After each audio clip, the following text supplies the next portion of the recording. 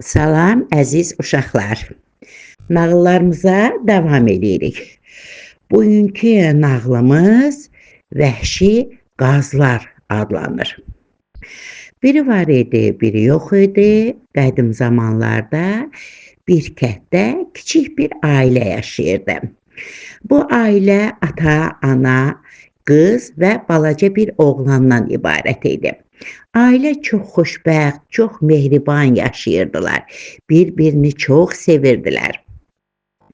Günlərin bir günündə ata, ana şəhərə, bazara getməyə hazırlaşır. Və ana qızına möhkəm-möhkəm tapşırır ki, ay qızım, biz gələnə qədər qardaşıma nəzarət elə, bir yerdə oynayın, onu tək qoyma, deyir və yola düşürlər. Uşaqlar da arxadan qışqırırlar ki, gələndə bizə mütləq qəşəng şeylər alın gətirin. Atası da deyir ki, mütləq nə ürəyiniz istəyir, alıb gətirəcəyik. Amma siz meşəyə getməyin. Çünki meşə evlərinə çox yaxın olduğundan valideynlər qorxurdular ki, uşaqlar meşədə itərlər. Bəli, ata da, ana da bazara gedir. Uşaqlar evə qaydanda birdən evin kənarında qız rəfiqələrinin oynadığını görür. Qızlar yığışıb bir yerdə oynayırdılar. Şən səsləri aləmi bürümüşdü. Onda qız da uşaqlarla, rəfiqələri ilə oynamaq istəyir və qardaşına deyir ki, sən bax evin qabağından heç yerə getmə. Sən burada otur, mən biraz dostlarımla oynayım, gəlirəm. Qardaşı da deyir, yaxşı. Uşaq başlayır evin qabağında öz balaca maşınları ilə torpaqda oynayır. Qız da rəfiqələri ilə şən deyib, gülüb, şənlənirlər. Bu zaman meşədən çoxlu vəhşi qazlar çıxır, uçur göyün üzünə və bunların evinin üstündən keçəndə birdən qazlardan biri əyilib uşağı götürür, qanadlarının üstünə alıb uçur. Bu zaman qızların biri vəhşi qazları görür və o qazın qanadlarının üstündə nəsə olduğunu sezir. Baxın, baxın, ay qızlar, vəhşi qazlar nəyisə aparırlar. Bunu deyəndə oğlanın bacısı birdən-birə diksinir. Deyir ki, amma mənim qardaşım həyətdə tək oynayırdı, balaca qardaşım. Tez evə gəlir, evə qaçır, gəlir və evin qabağında qardaşını tapa bilmir. Nə qədər axtarır, evə baxır, neynir, qardaşını tapa bilmir. Və ağlaya-ağlaya meşəyə tərəf qaçmağa başlayır. Çünki qazlar meşədən çıxmışlar və təzədən meşənin üstü ilə uçurdular. Qız bunu görmüşdü. Ona görə də qız meşəyə qaçır, qaçır, nə qədər qaçandan sonra meşənin içində böyük bir sobaya rast gəlir. Soba fıs eləyib yanırdı.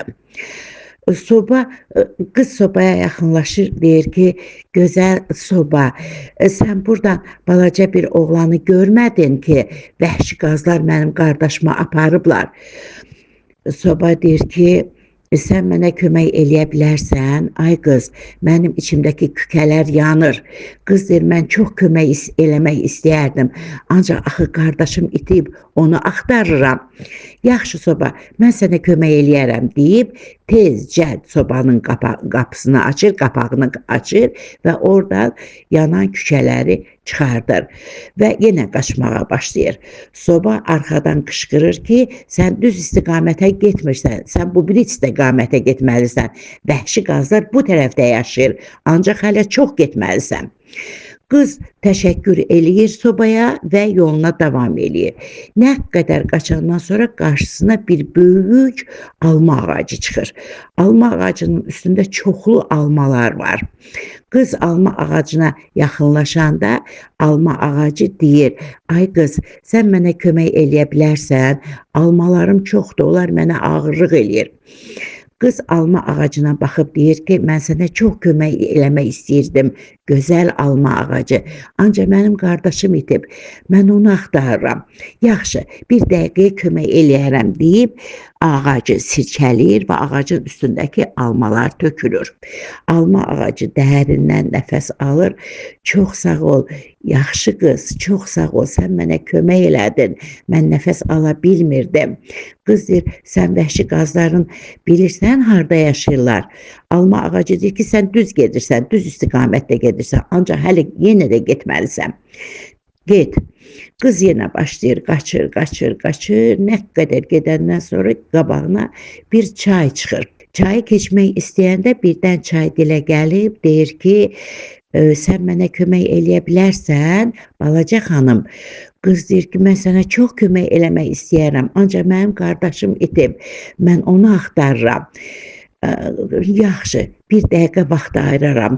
Tez çayın qarşısını tutan böyük daşları çayın içindən bütün gücünü toplayıb o böyük daşları çayın içindən çıxardır və yoluna davam edir və çay da deyir ki, sən düz gedirsən, düz istiqamətdə gedirsən, get, hələ bir qədər də getməlisən. Qız çaya da təşəkkür eləyib yoluna davam eləyir. Qız nə qədər qaçır, qaçır, qaçır, heç nəyə rast gəlmir.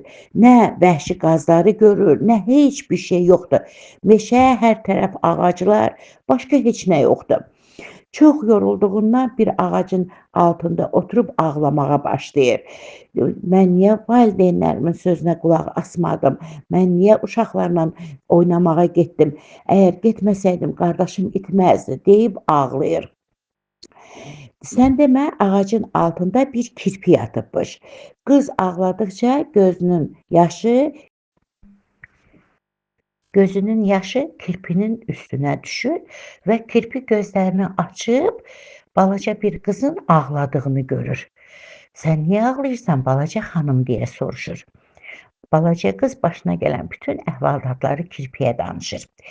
Kirpi deyir ki, narahat olma, mən sənə kömək eləyərəm, dalımca gəl. Və onlar gedirlər. Bir qədər gedəndən sonra balaca bir komaya rast gəlirlər. Kirpi deyir, bax gör nə görürsən? Qız pəncərədən baxanda görür ki, qardaşı bir küncdə büzüşüb ağlayır. Qardaşımı görürəm deyə qız sevinir. Kirpi deyir ki, tez qardaşını oradan götür və buradan uzaqlaş. Çünki səhər açılır və vəhşi qazlar komaya qayıdacaqlar. Qız cəld içəri girir, qardaşını qucağına alıb sürətlə qaçmağa başlayır. Qaçır, qaçır, qaçır, arxasına baxmadan qaçır. Bir də səs eşidəndə görür ki, vəhşi qazlar onun dalınca gəlirlər. Göynən uçurlar. Nə qədər qaçandan sonra gəlir, həmin çaya çatır. Çay, gözəl çay. Nə olar, bizi gizlət. Vəhşi qazlar qardaşımı məndən almaq istəyirlər deyə çaya yalvarır.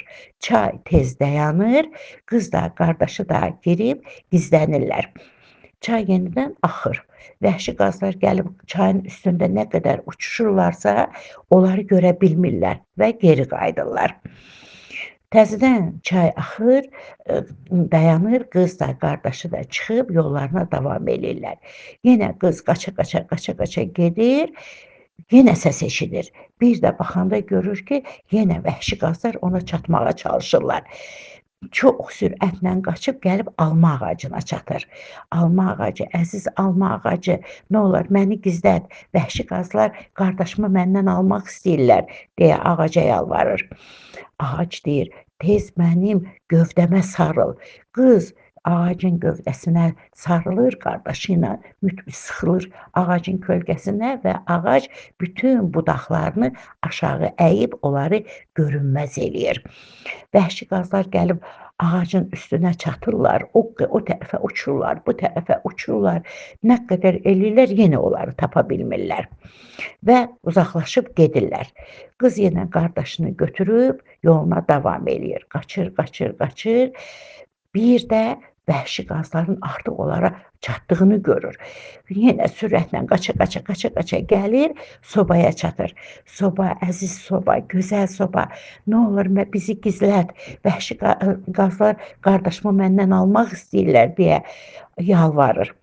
Soba deyir, sən altdakı bacada gizlənin, ancaq elə ki, vəhşi qazlar yuxarıdakı bacaya girsinlər və oranı tez kapat. Qız da elə eləyir, qardaşı ilə altdakı balaca bacaya girirlər və ancaq yaylığını yuxarıdakı böyük bacaya qoyur.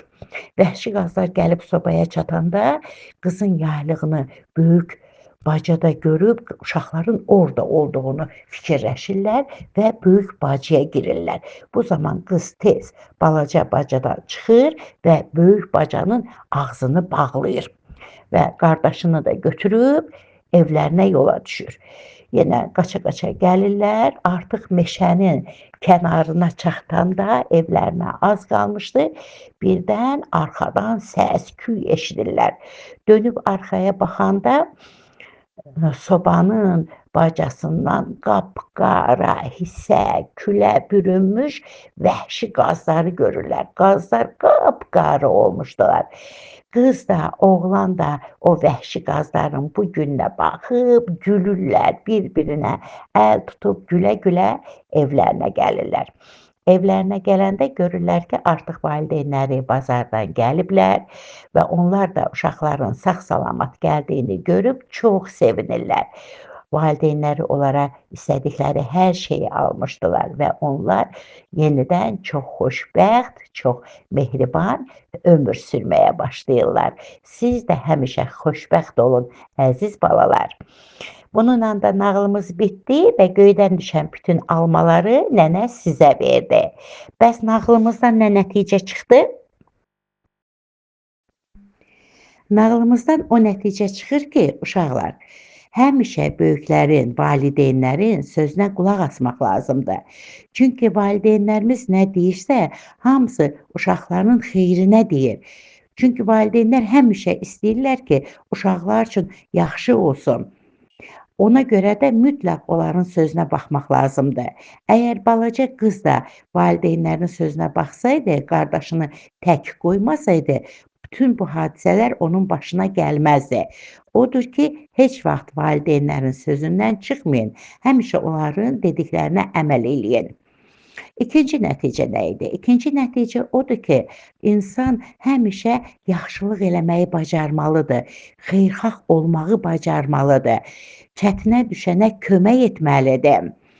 Çünki elədiyimiz yaxşılıqlar gözləmədiyimiz zaman, gözləmədiyimiz yerdə həmişə qarşımıza çıxır.